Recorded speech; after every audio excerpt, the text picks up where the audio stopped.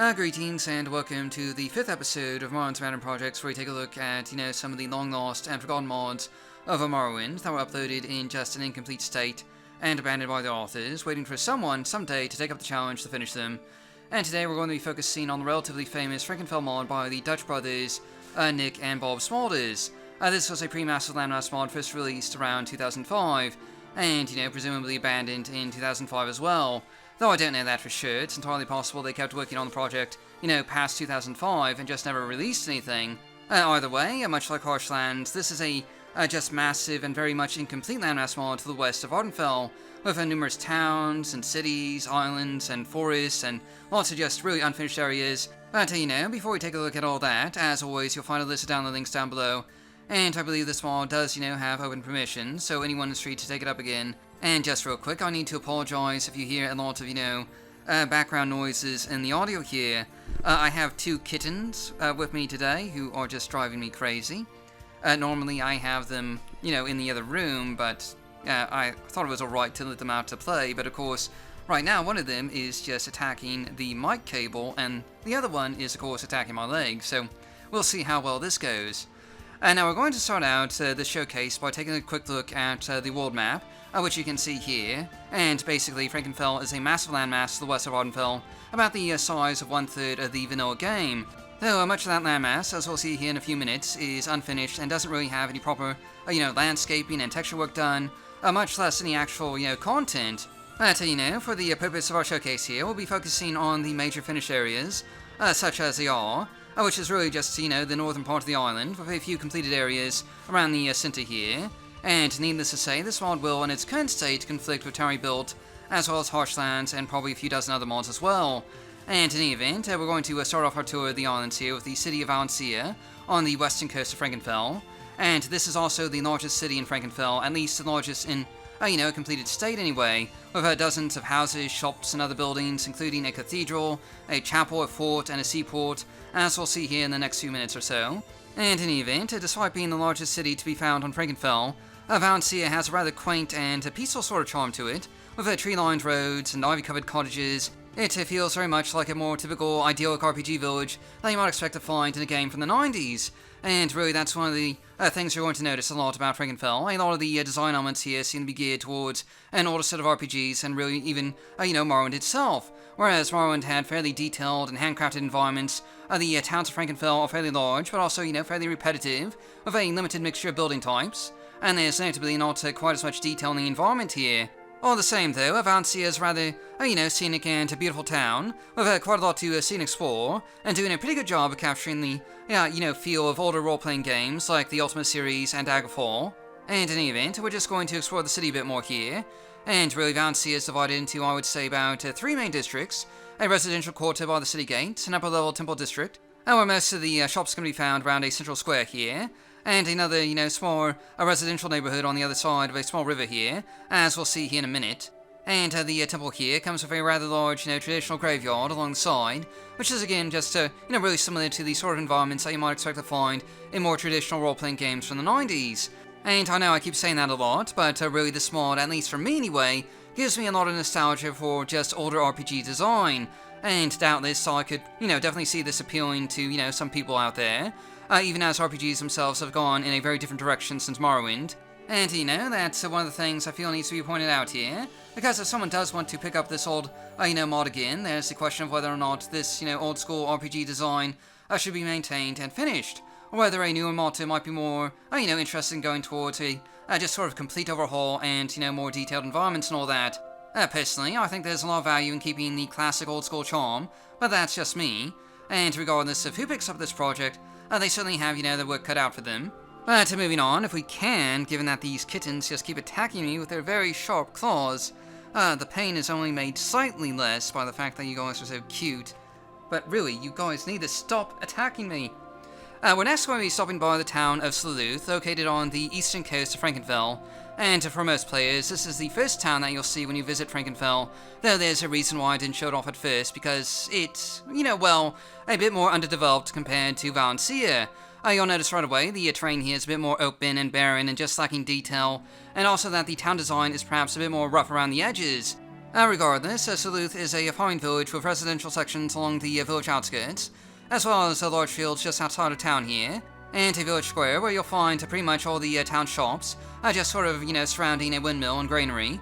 And once again, you'll note the rather repetitive design of the town here. As you'll notice, there's really only about 2 or 3 different types of buildings copied over and over again here, and I'm really pretty sure this was done deliberately to sort of evoke that old school RPG vibe. Though it does leave something to be, desired in the traditional Morrowind sense of town exploration. But anyway, there's also a chapel and graveyard, and if you can just, ignore the repetitive design here and the slightly barren landscape, this is really a fairly quaint and charming village. The surrounding landscaping, could use a bit more detailing, but as far as old school RPGs go, it kind of hits the right notes here. And now we're just going to explore the wilderness of Frankenfell, and again, really only the northernmost parts of the island, and also some central regions are complete and finished. And most of this finished land lies in between the towns of Saleuth and Valencia, with, rolling grasslands gradually giving way to peaceful woods and eventually dark and dangerous swamps the closer you get to the city of Valencia itself, as we'll see here shortly.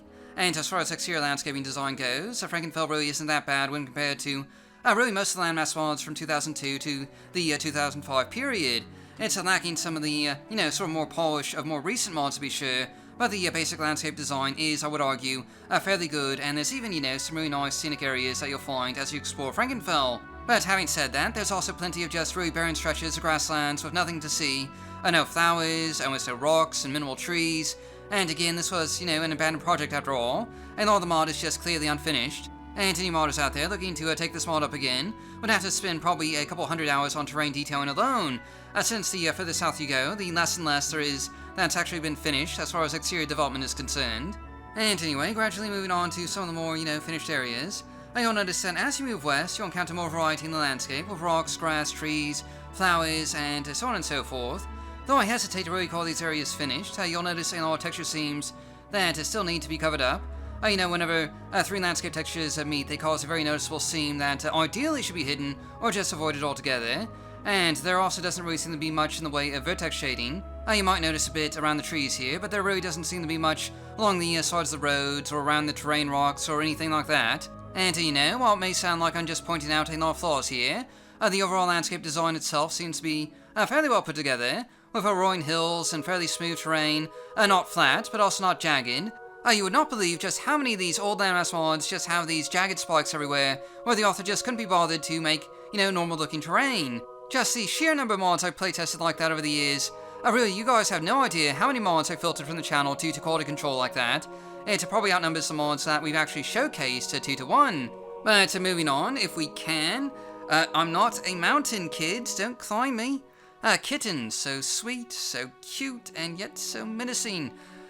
We're going to head on to a bit more of woodland area here, which is actually, kind of a scenic spot. It's just, lacking a bit of terrain detailing here. But overall, this part of Frankenfell is really kind of beautiful in a way, with lots of flowers and shady trees. There's a really massive swamp just past this, which we actually won't be showcasing due to some major FPS issues. I think the frame rate in there is about 15 FPS on my machine. I think that's due to the particle effects of the mist activators that are used in there. Those have always been a bit poorly optimized in a vanilla Morrowind. And anyway, just hopping down to another wilderness area here, we're going to jump over to, some deep woodlands found near really central Frankenfell. And surprisingly, this area is a bit cut off from the rest of the finished parts of Frankenfell. And there's actually a lot of just empty land between this forest and the rest of northern Frankenfell.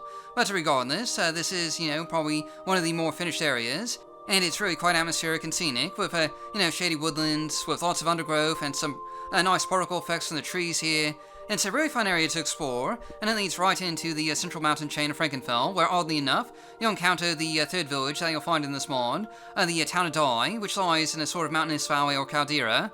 And yes, that's the actual name, Dai, and it's probably the smallest of the finished towns and settlements included in Frankenfell here. It's a rather scenic-looking hamlet, really, with ivy-covered homes and tree-covered streets all in the shadow of the tall and imposing surrounding mountains. And much as with all the other settlements that we've looked at here, it has a bit of that, old-school charm. But it also seems to be a bit more detailed and cluttered in terms of just exteriors, with an outdoor marketplace and, other bits of cluttering here and there. And this is also the first area that you'll notice some exterior ruins in, with some old ruined ruins overlooking the town on one of the nearby mountains here.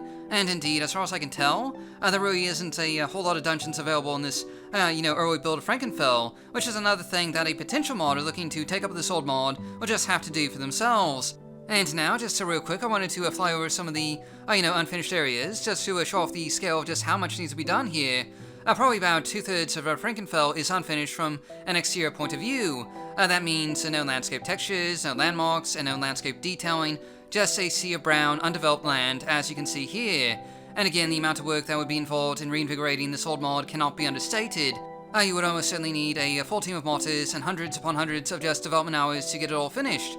And now I think we have just one more, region here to take a look at before we leave off, and that's the sort of forested mountains to the south. One of the other lightly finished exterior areas, where clearly you can see a bit more of a, just a Blood Moon influence. Though much like the original Blood Moon expansion, this area is pretty much, lacking some final polish and detailing. But that's a minor point, I suppose, compared to the other major areas that need work.